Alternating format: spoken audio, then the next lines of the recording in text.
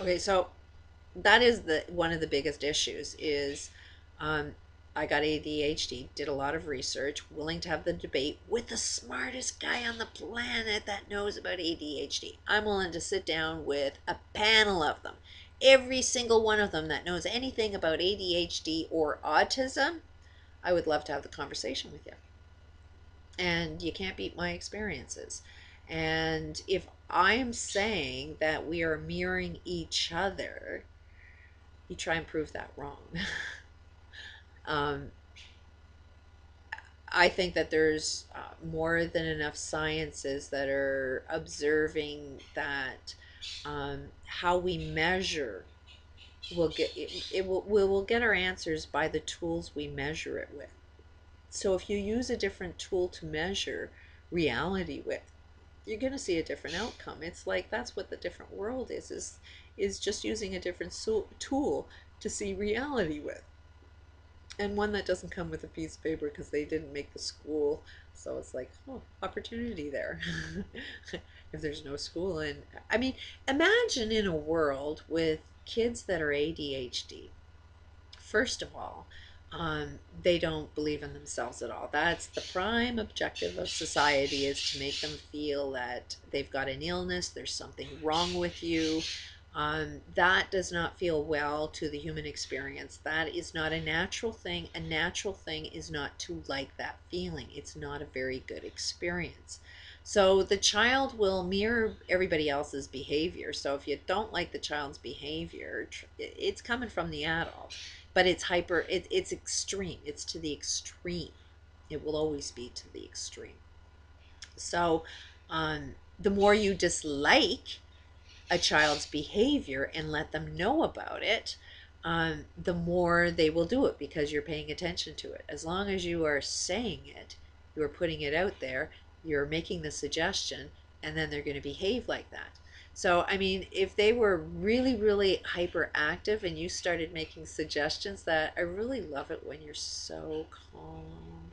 And that's the time that a parent puts out calmness. Like that is a totally different reaction. I do not master that because there's a lot of emotion, and when you're talking with smart people and they're saying really, really hurtful things, it's really hard not to get upset with it. And it's going back and forth because I just have to react to it, and I ain't gonna say anything pleasant because I've now been affected by negative. How I perceived being put down was painful. I reacted. I felt negative. I accessed the information. I said some words, sent them off in an email. Trust that negative energy was pretty painful. And it's like you still have to speak your truth. And we all freaking do that. And I hate doing these videos because it really makes me say it out loud. And then I have to follow my own advice, which is another rule. Is That's a masterful tool, is follow your own advice. If you can follow your advice, the world would be perfect.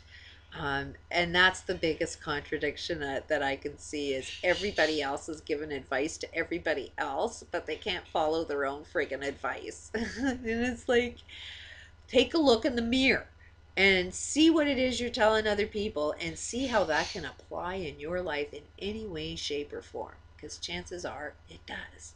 And I'm pretty sure I suck at this because I'm meant to suck at this so that I can pay attention that I suck at this, so I can talk about, oh, there, see, I'm doing it. And that's exactly what it is I need to stop doing. But I'm finding my way. I'm finding where it is that I am me, and where everybody else has to start taking responsibility for their own lives. After all, they are adults, and you have to sort of do that with kids as well. So one of the biggest tools, if I was to have a school, I'd be letting these kids know, first of all, they're geniuses. You're in a genius school. Yeah, but that will raise their egos. Okay, but so to get into this school, you have to agree that you could be wrong. So that would lower the ego to, if you are not able to receive information to somebody who disagrees with you, if you can't have a healthy debate without being upset, you're automatically wrong. You're a genius, that's wrong. So to have an ADHD school, you have to sort of motivate them to always want to do the right thing. And because they always want to do the right thing, they'll want to be the best in the classroom. They'll be, so um, in this school, first, the parents have to take a huge amount of responsibility, because whatever is going on in the child at school is going on within their house. So something within their house has to change. So that's how, the 100th monkey concept changes, because if you really, really want your child to be healthy, then it starts at home. So it's a school that would be designed in um, constantly asking, well, what do you need? What would be the perfect day? What is it that you need today? What would make you happy? And whatever it is that they come up with that they require to make them happy that day, then they need to, that's the homework of the parent, that they require that kind of atmosphere. Um, and it's like, what's really, really wild is you'll think that a child that's out of control doesn't know what they want, but they really do. But you have to know how to ask and find out from the root of it. Some kids that are hyperactive, that means that they probably have hyperactive parents that need to calm down and learn how to relax and just enjoy life and learn how to breathe.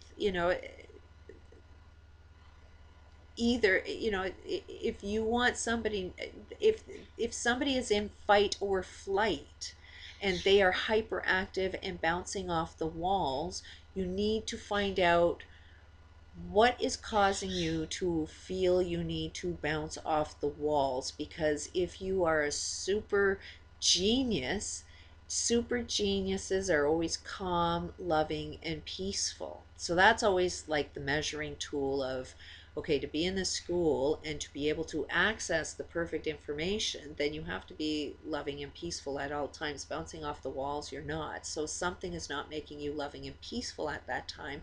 What needs to change? So the child is hypersensitive and lacking that love and peace. So the school would definitely have to have an environment that creates a, you got to love it. It's got to be exciting. It's got to be stimulating, so you'll find that when you stimulate a child's brain in the area that they want to go, then they become loving and peaceful. But when you want them to do things that are not loving and peaceful, then they're hyperactive. So those are some of the things that I would do in a school. I think a kid would excel if they were not forced to sit at a desk, but more free to be who they need to be, and somebody actually listening to what their needs are, so that it's not so torturous, because they're hypersensitive. Everything is really, really painful, or everything feels like you really got to run away from. Even the smallest little thing that that makes you hyperactive, that you think is completely out of control. But so those are two of the biggest things, is that um, for me, I find that that helps control my ADHD. Is um, if I know that to be really, really smart, I need to be calm, loving, and happy, I can't fool myself into that. Like, I really got to love my life. And as long as I'm not loving my life, I know I'm a little off. And as long as I'm a little off, I have to be open up to the conversation as to, okay, prove me wrong. I need more information. Let me learn more about this illness. I still am not there yet. And I'm pretty sure, judging by this information field, everybody is in a process. You're not going to be perfect at this all the time, but the more you get better at it, the better information you do get. And the more you're asking information on, okay, what is it I need to change? How do I do this one? How do I do that one? This bottled water concept helps like a charm, because it really makes you feel what it is you want to feel. And at the end of the day, you can see how much did I pay attention to my life? Did I fill all of the bottles up? Did I drink from all of them all day? Did I really, really feel what they felt like while I was drinking it? I really have a gauge now that judges how much that I am trying to be in control of my day. If I master this, then everything gets really, really good. And as soon as I start going off, I start seeing, negative shit start showing up. So, a lot of people would say I'm a nut bar, but, I say let's come to the table and prove I'm a nut bar. Yeah, you gotta know your shit to have a conversation, because there's a lot of science that proves this stuff. Um, Mandelbrot set says there's patterns within patterns. My motivation in studying this is seeing patterns of abuse be repeated, and it's not like anybody's even a bad person. Again, it's like I can't be angry about any of my experiences. Everybody did what they thought was the best thing to do. Everybody was programmed to do what they thought that they were doing. So, and patterns within patterns means, okay, anybody that's a lawyer, anybody that's a doctor now, anybody that's a politician or at war, everybody's programmed to do what it is that they're doing, and nobody knows any better yet. And everybody's angry because of all of the shit that's wrong. So while angry, in an angry state, asking, the information field what to do, you're going to get wrong information. And some of these really loving, peaceful people that do meditate, they haven't overcome their issues. They think they have, but the fact that they work so hard to overcome an issue means they still have an issue.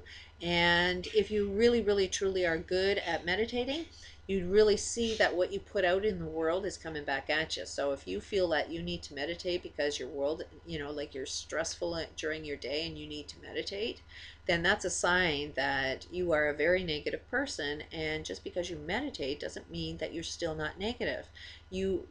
Your whole being is negative for some reason, probably because of how you earn your living, or what you believe to be true, or the stocks that you own, or the car that you drive, that people are dying because of the gas you fill and drive it with. Some aspect of your life is not working, and you're trying to fit in, but you're going to meditate and try to feel good about it. So that's the problem I have with people that meditate, is they're not seeing that while you are meditating, you are actually like HARP and putting all of this high intense energy out there trying to fix something, when you should be putting that towards yourself. That's where intention kills, is when you put the intention out towards something. Be very, very careful about that, because intentions put outwards will kill at all times. It's got to be intentions from within. I want to intentionally feel love. I wish everybody else love in my world. I start from the root. I want to feel confident and certain. I want the rest of my world to feel confident and certain. Okay, well, I'm telling everybody that they're wrong and I'm the one that's right. I ain't generating too much confidence out in the world, which is probably coming back at me with negative energy, that I feel, okay, I need to transform that negative energy. And um, part of that is by me finding value in myself and creating whatever job I need to create.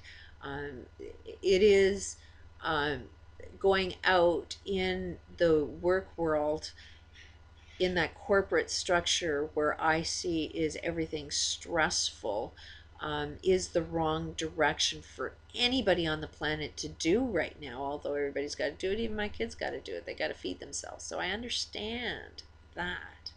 But sitting on a welfare system is equally wrong. And I know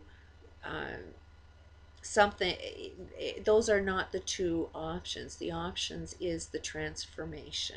The option is okay, if the world is really, really stressful, then it's coming from me, and I got to transform that, and it starts from me.